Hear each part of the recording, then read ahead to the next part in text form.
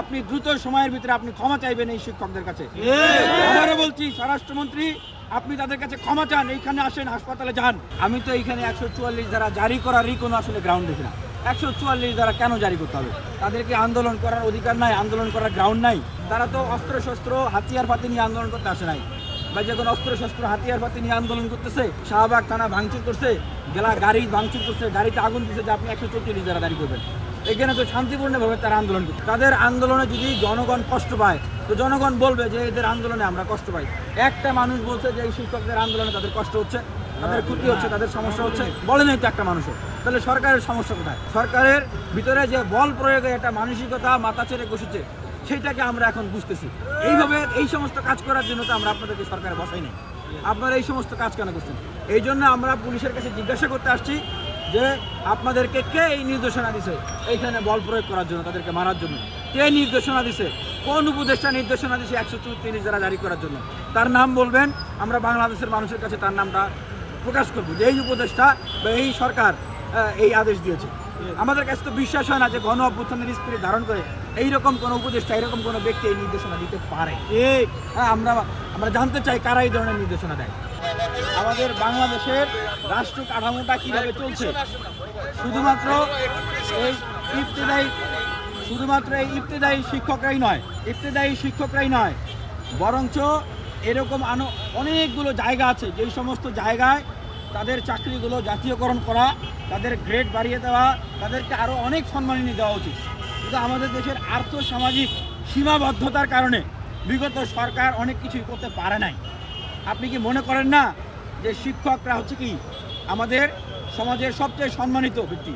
তারা হচ্ছে জাতি গঠনের কারিগর। তাদেরকে নিয়োগ, তাদের সম্মান আরও অনেক অনেক বেশি বাড়িয়ে দেওয়া উচিত। সেইখানে তাদেরকে সঠিক বেতন দিতে পারতেছে না, তাদেরকে জাতীয়করণই করতে পারতেছে না। এইটা যারা রাষ্ট্র পরিচালনা করতেছেন তাদের তো দায়িত্ব, তাদের তো আরও ক্ষমা চাওয়া উচিত, মাপ চাওয়া উচিত যে বাবারা এটা আপনাদের প্রাপ্য, আমরা দিতে পারতেছি না, আমাদেরকে মাপ করেন, আমরা চেষ্টা করবো, আমাদের এই সীমাবদ্ধতা। এটা তো মাপ চাইয়ে তাদেরকে বলা উচিত, দুঃখ প্রকাশ করা উচিত তাদেরকে। এইখানে সেইটা না করে আজকে বল প্রয়োগ করলো। আমরা বলতে চাই, এই যে স্বরাষ্ট্র উপদেষ্টা যিনি রয়েছেন, তিনি হয়তো ভুলে গেছেন যে এই ফ্যাসিবাদী ব্যবস্থার বিলোপ করে, এই ফ্যাসিবাদী পুলিশ লাঠিচার্জ এগুলোর বিলোপ করার জন্যই কিন্তু গণ অভ্যুত্থান হয়েছে, আন্দোলন করেছি। এবং এই আমরা যদি আন্দোলন না করতাম, আজকে যারা মিছিল এসেছে তাদেরও সন্তান ছেলেমেয়েরা শহীদ হয়েছে, জীবন দিয়েছে, তারা যদি আন্দোলন না করতো তিনি কিন্তু ক্ষমতায় বসতে পারতেন না। আমরা স্বরাষ্ট্র উপদেষ্টাকে বলবো, আপনি আজকে যে ভুল করেছেন, এইখানে আন্দোলনকারী শিক্ষক শিক্ষিকা, এই জাতির মেরুদণ্ড, জাতির বিবেক, তাদের উপরে আপনি লাঠিচার্জ করেছেন। ঠিক যেভাবে আওয়ামী লীগের সময়ে একদম এডিসি হারুন গোলাম রুহানিরা আমাদের উপরে লাঠিচার্জ করতো, পশুর মতো, মানুষ মনে করতো না, ঠিক সেইভাবে লাঠিচার্জ করেছেন। আপনি গ্রেনেড মেরেছেন, আপনি জল কামান দিয়ে তাদেরকে আহত করেছেন, শতাধিক তারা আহতরা বিভিন্ন জায়গায় রয়েছে। আপনি দ্রুত সময়ের ভিতরে আপনি ক্ষমা চাইবেন এই শিক্ষকদের কাছে।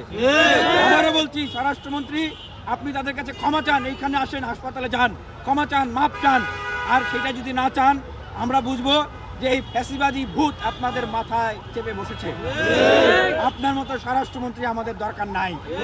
এবং শিক্ষামন্ত্রীকে বলবো যে যেইখানে দায় এবং দরদের বাংলাদেশের চিন্তা করে এই শিক্ষকদেরকে বারবার বুকে টেনে নিয়ে তাদের সমস্যার কথা শোনা দরকার ছিল আপনাদের। জুলাই গণ অভ্যুত্থান প্রশ্নবিদ্ধ হবে, আমরা তো প্রশ্নবিদ্ধ হতে দিতে পারি না।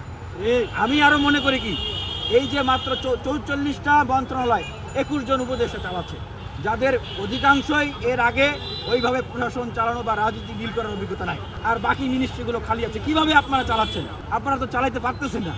এখানে তরুণ বিপ্লবী যারা আছে তাদেরকে এই সমস্ত জায়গায় শূন্য মন্ত্রণালয়গুলোতে নিয়োগ দিতে হবে, যেন একটা ডাইনামিকভাবে একটা জাতীয় সরকার গঠন করে এই দেশকে গতিশীল করা যায়, এই সমস্ত দাবি দেওয়া যেগুলো যৌক্তিক সেগুলোকে ডিল করা যায়।